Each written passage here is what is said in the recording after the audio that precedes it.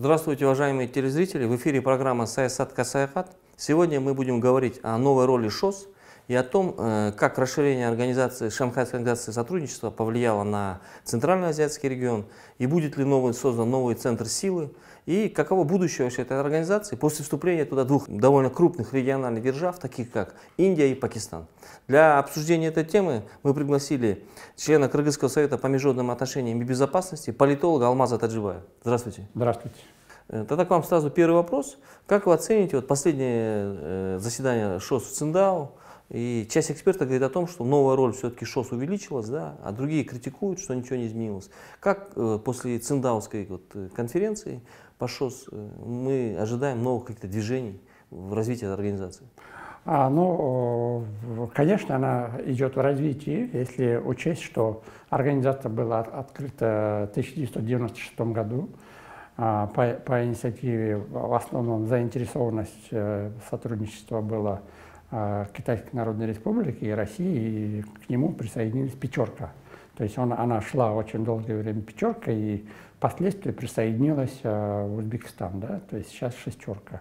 И в 2015 году в качестве наблюдателей были две страны, это Индия и Пакистан, которые в прошлом году, 9 июля, они 2017 года вступили в полноправное членство. И это заседание, то есть, совпало, что она была более расширенной. То есть сейчас она расширилась до, если считать по населениям этих стран, уже 8 стран, то это получается порядка 42% от всего населения мира живут, да, более Если включить туда Индию, да, население, и Китая, да? Да, 3 миллиарда 200, ну и это официально, неофициально. Ну и Пакистан огромное количество, да, и да. Пакистан население тоже большое. Пакистан не так уж большой, но... Ну, относительно Индии и Китая, да? Да, относительно Индии и Китая, но здесь два огромных стран, это Китай почти 1,2 миллиарда, ну чуть-чуть остается от него тоже 1,2 миллиарда. Индия — это две больших, и если взять на карте, это почти большая территория. Ну, полмира, да, скажем, да, по населению. Да, полмира. Ну, до полмира не доходит, но в принципе довольно большая. Если учесть, что в наблюдателях находится Монголия, и хотят, еще заявление есть было Афганистана, Ирана, эти страны. Сирии, Белоруссия, да? Да, и какие-то другие страны, если что, они А ШОС как региональная организация, у них как решение принимается? И вообще какие-то правила есть, вступления членов, какие-то критерии? Возьмем функции, причины для чего. Значит, во-первых, когда она была организована, она возникла не на пустом месте. Это было, чтобы решить ряд противоречий, которые были между Советским Союзом и с Китайской Народной Республикой. И после развала Советского Союза вопросы, которые спорные, особенности это по границам, нерешенные. Приграничные вопросы, да? Да, приграничные вопросы, и тем более мы знаем, что и было экономическое развал СССР, и Китай в то же время был экономически Напомню, что Китай только в 1998 году победила голод, то есть она голодала.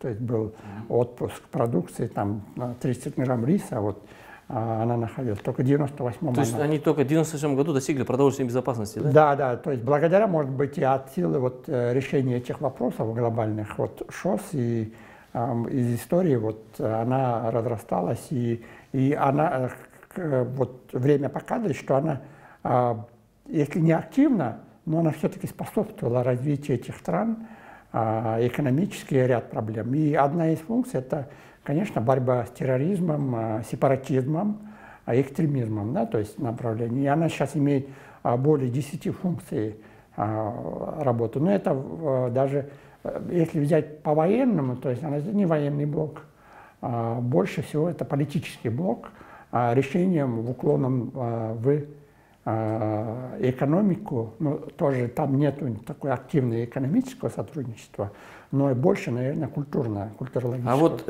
после Циндаоской декларации, после вот саммита совсем недавно ШОС, все-таки говорят о новой роли ШОС.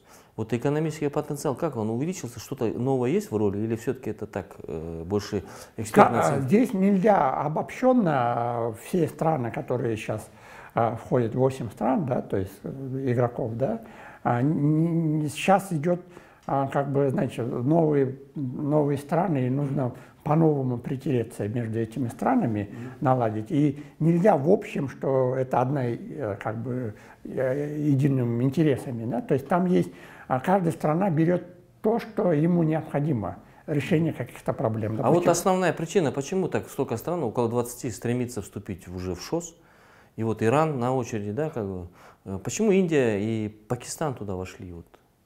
И все-таки есть противоречия же между ними, мы знаем, серьезные.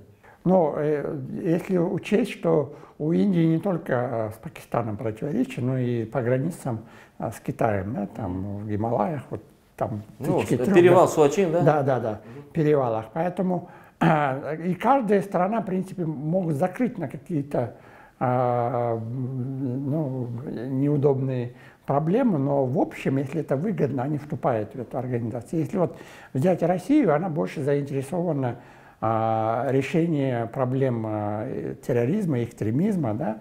А Китай тоже... Ну, у Китая есть формула. Сепаратизма, да? Трех зол, да? Китайская теория, система, там, сепаратизм, экстремизм, терроризм. Да, и вот в этом совпадает. Ну, у Китая еще другие, как бы, интересы, да? А если в Россию целиком взять, Россия всегда интересовался Индо-Пакистан. То есть это огромный рынок, 3-миллиардный или выше, да? То есть Индии и Пакистана. И золотая мечта или голубая мечта, вот России выйти на этот рынок, как бы это огромный, колоссальный принесло бы для России, это до сих пор актуально. Поэтому ШОС выгодно в этом странам. Другой вопрос, а что делать же маленьким странам, ну, если, допустим, нашу страну, ну, вот Узбекистан, Казахстан, мы там понимаем, да, вот небольшие страны, как Кыргызстан и входящий в Таджикистан, да, то есть вот затеряется. И в этом отношении все равно есть политическая прибыль для всех участников. То есть каждый находит поэтому она сохраняется как организация, инструмент, да? свой интерес, и она решает вот в Шанхайской организации сотрудничества свои какие-то внутренние проблемы. Это как решается вот, все-таки процедура принятия решений в ШОС? Процедуры, там есть глав секретариат работает, глав государства работает, глав на уровне премьер-министров, даже между... Совет министров, да, там, иностранных дел, обороны, да. Вот сейчас недавно вот счетная палата, да, который в Кыргызстане, и президент Кыргызстана Джеймбеков принимал, и, допустим, что вот это тоже именно в счетной палате. А вот, допустим, такой вопрос, да, все-таки долгое время у ШОС не было механизма принятия членов, да? И вот есть же критерии, в любой организации есть какие-то критерии, да, вот ты хочешь вступить в ее, тебе говорят, ну вот у нас такое-то правило, если ты к ним относишься, то мы тебя принимаем. А вот как принимается решение в ШОС, какие-то критерии новых членов? Критерии, по большому, это консенсус. То есть консенсусное принятие решения? Да, потому что идет большие переговоры, это вот почти как вступление в Всемирную торговую организацию. Да? Ну, то есть консенсус – это сложная система. Да, и главное, там, в принципе, видите, там она обозначила, более десяток у него есть задач. Если хотя бы по одному интерес проявляется, допустим, в экономическом плане, да, то они как бы начинается сотрудничество. Да? То есть мы должны прекрасно понимать, что консенсус – это сложное, да? Согласно консенсусу, если хоть одна страна будет против или член, решение не принимается, да? Да. И здесь, возможно, ну, как бы это вот официальное вот решение, но здесь еще и не сказал бы, что там выстраивается очередями очередь в эту организацию, да, то есть здесь еще нужно учесть, хотя там они должны обеспечивать права человека. Кстати, около 20 государств. Да, и, кстати, не все, и даже сами, допустим, Китай не может этим критериям отвечать. Ну, то есть существуют определенные рамки, да? Мы знаем, что есть постоянные члены, ШОС, которых сейчас 8. Есть наблюдательный статус, и есть страны партнер по диалогу. Да?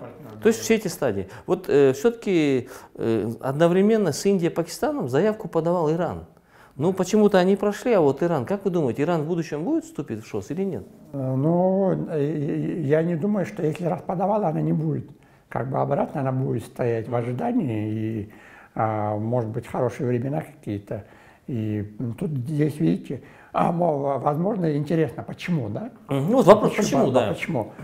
Ведь многие политологи, многие говорят же о многополярности, особенно любят подсоветские политологи подсоветских стран, многополярности, да? Ну да, новых центров силы. Если бы многополярность была бы, да, то именно Иран против Соединенных Штатов Америки его приняли бы или как-то. Какая позиция? Ну, непонятно. Логика. Да, логика непонятна. Непонятно. Да, поэтому здесь вот эта идея создания многополярности разваливается. То есть сейчас... То есть вы не считаете, что это многополярный мир? Когда закончился холодный... То есть есть западный мир, есть незападный, вот они, вы не верите в это? Этого нету, это просто, ну, как бы ошибочные мнения, потому что если мы знаем G7, там и Соединенные Штаты разругалась. Ну, как бы. Ну да, с последним, да, в Канаде, которые были встречи, да. да. И поэтому она может 6 плюс 1, да, получилось? Да. Не G7. И даже в экономическом плане сейчас Соединенные Штаты Америки повысила пошлины на сталь. Ну, торговые войны, да? Да, торговые войны, там Китай. Против Китая, по-моему, сегодня, да, или завтра вступят в силу должны, да, пошлины? Да, и ну, какие-то антисанкции, меры, поэтому нужно просто говорить, что вот это неправильно. То есть сейчас объединяется по интересам или экономическим. А Иран почему не принимает? В чем причина-то? Я не знаю, это нужно спросить всем странам. А может быть, она неудобна из-за санкций, и как потом сотрудничество будет, да? Потому что санкции ведь и Россия поддерживала, ну как бы вот. Ну да, там есть критерий, что страна не должна конфликтовать ни с одной стороны, с соседней страной, входящей в состав ШОС, и не должно быть находиться под санкциями Совета Безопасности. Да. А все-таки это Совет Безопасности. Ну, есть эксперты, которые пишут о том, что, ну, в принципе, Пакистан очень большая мусульманская страна, и включение второй мусульманской страны Ирана, но она может нарушить дисбаланс, да? Да, потому что нельзя забывать, что Иран, он как бы гвоздь или центр именно вот ислама, потому что она поддерживает там против Израиля, ну какие-то вот террористические организации, Хезболлах и другие снабжаются. То есть он не последний игрок вот Центральной Азии, да, там будем говорить вот на Ближнем Востоке, и она географически тоже расположена очень интересно. То есть вот в центре, да, то есть геополитически очень удобное расположение. И все равно приходится с Ираном разговаривать, потому что вот Индия, Пакистан, она региональная держава, да, региональный, все равно без консультации с Ираном, поэтому может быть и она в качестве как бы наблюдателя или как бы она стоит в ожидании, да, то есть его не сбрасывать со счета. Хорошо. Сбрасывать нельзя. А вот Индия, ну, ее участие, понятно, что вступление Индии, как вы уже сказали, население большое. Но мы же знаем, что еще Индия – это самая большая демократия в мире. Потому что у них даже голосование в парламент несколько месяцев проходит. Да. Как вот здесь на ШОС это повлияет? Я не думаю, сейчас это не влияет, по большому счету, парламентаризм. Да, если взять, что парламентская страна, то ну, как бы смешанный Кыргызстан. И я не думаю, что это каким-то образом влияет, да, то есть там есть премьер-министры, которые этой страны решают. И Пакистан тоже аналогично похожие, да, поэтому здесь нельзя бояться, значит, интерес выше. То есть нельзя считать именно политологическое управление этой системы, но я не сказал бы, что Индия прям уж демократичная, потому что мы знаем, что она находится полуавторитарной этих странах, поэтому нельзя ее считать как бы даже полной или развитой демократической страной. Тогда вот такой вопрос. Мы все прекрасно знаем, что любая региональная организация, да, ну, сейчас ШОС имеет уже довольно большой потенциал, новая роль, потому что новые члены. Но мы же знаем, что по теории менеджмента, чем больше членов в организации, тем сложнее принимать решения, бюрократизация. И вот я приведу несколько фактов. Ну, первое, во-первых, раньше рабочие языки были только русский и китайский. Теперь английский. Придется переводить все документацию ШОС на английский, потому что Индия, Пакистан.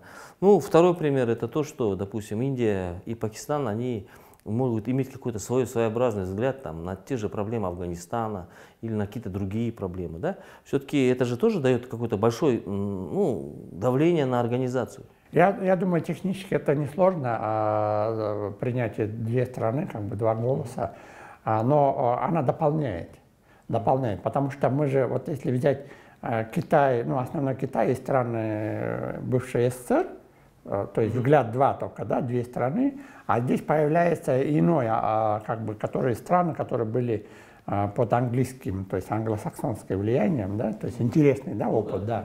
И они могут улучшить даже ШОС, принятие решений каких-то. Процедуры, да, вы имеете? Да, процедуры, альтернативные взгляды, те же на решение каких-то региональных проблем, ну, все, которые вызовы, которые являются, да, это наоборот, плюрализм мнений какой-то, может быть, она как бы улучшит ШОС. И нельзя забывать, что еще к ШОС есть противостояние также количественно, если вот там страны, это страны БРИКС. Ну понятно, там двадцатка, да?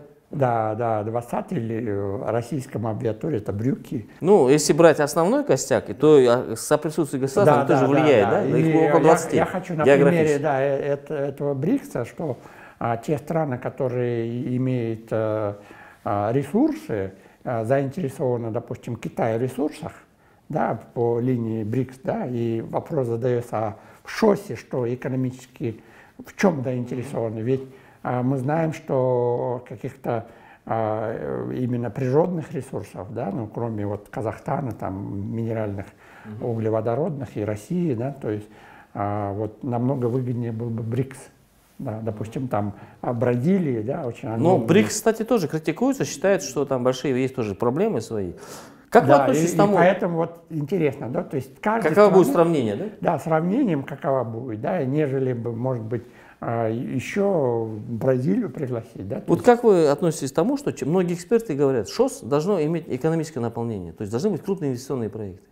Кыргызская сторона предлагает такой вариант, чтобы один из органов, да, финансовых, именно Банк развития ШОС, находился в Бишкеке.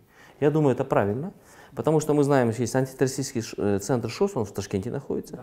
То есть в Пекине, то есть в разных местах, когда распределены органы, да, это разные системы кадроспорта, то есть как бы это регионально укрепляет, да.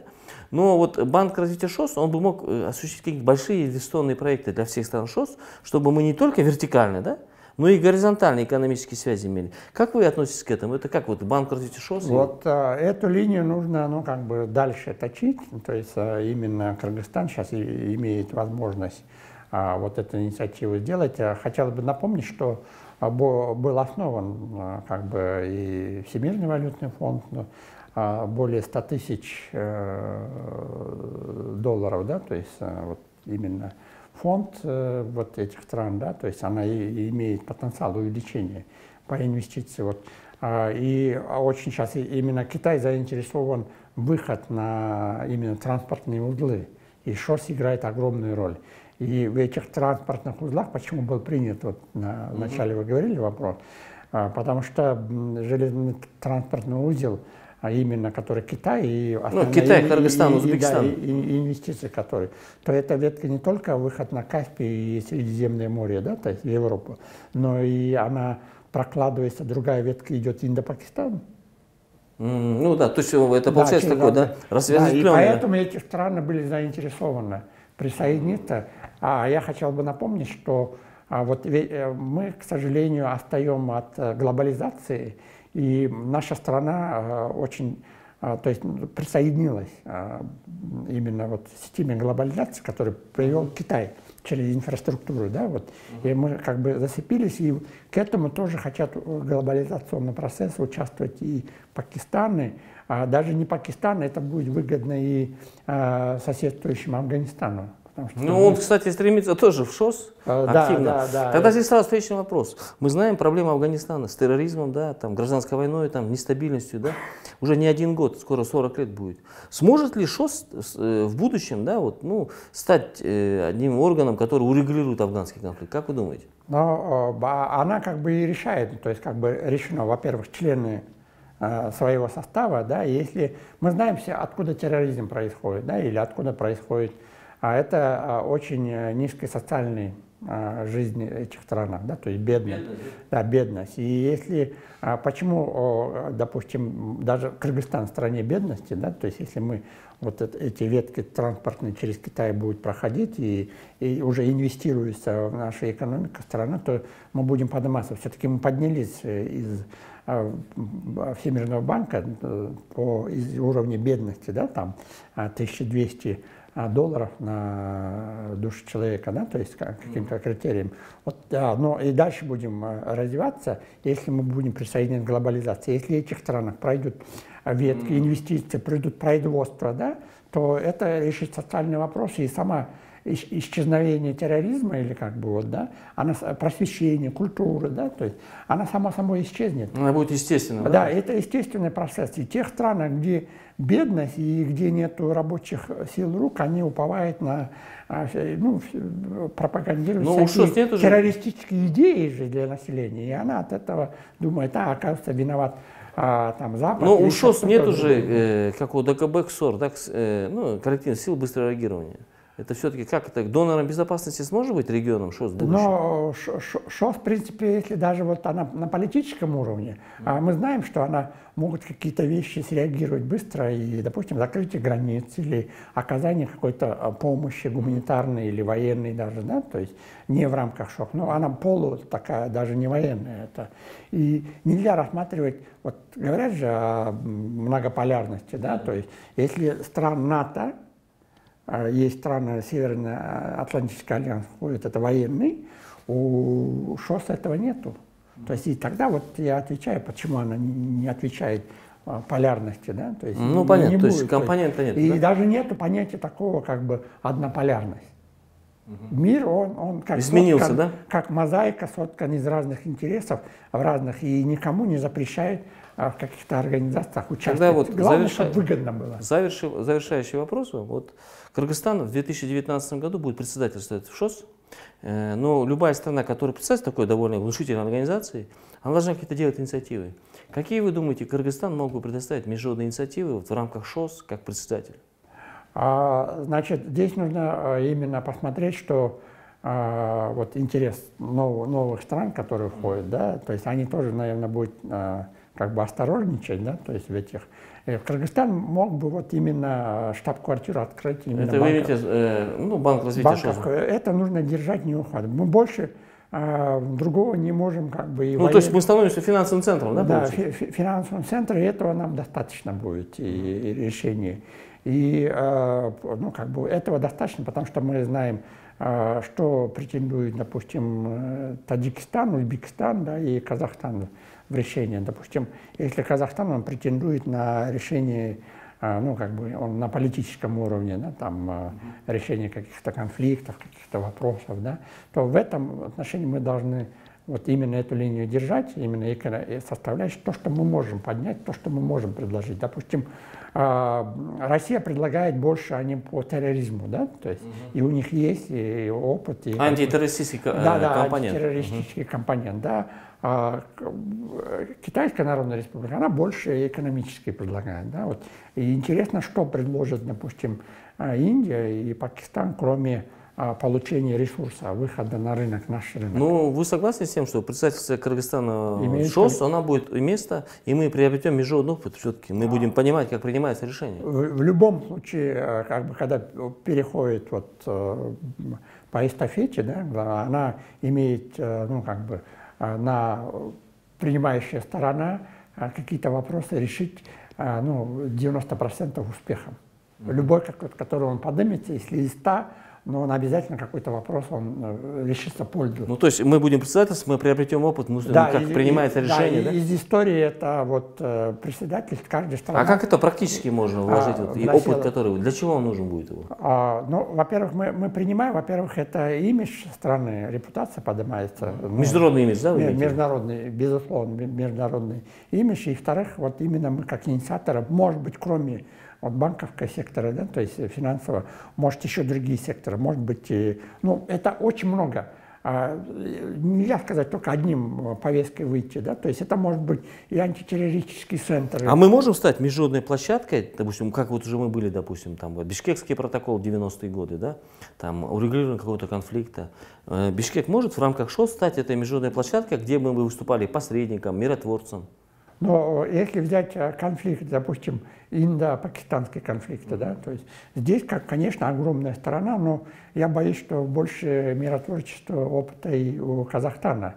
Поэтому будем ли мы с ним соперничать, да?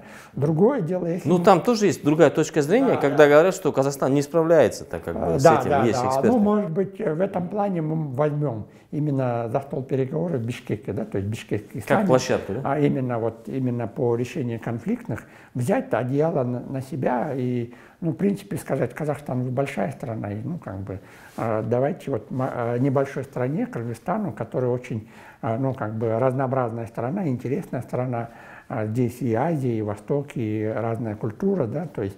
Мы можем иметь возможность. Да, и это было бы огромный прорыв. Если не банковский сектор, ну, то есть нам нужно предложить несколько вариантов.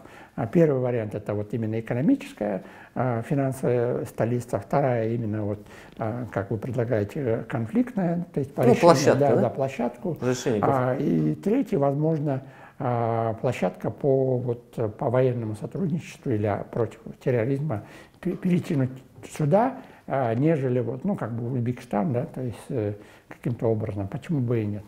Потому что Узбекистан, она имеет очень сильное вооружение, Казахстан, это может быть чуть-чуть трением произойти. А мы как бы... Ну, то есть пожелаем Кыргызстану в 2019 году многих хороших международных инициатив и прекрасного председательства. Да? На этом программа «Саясатка завершилась. Мы говорили о новой роли ШОС. До свидания.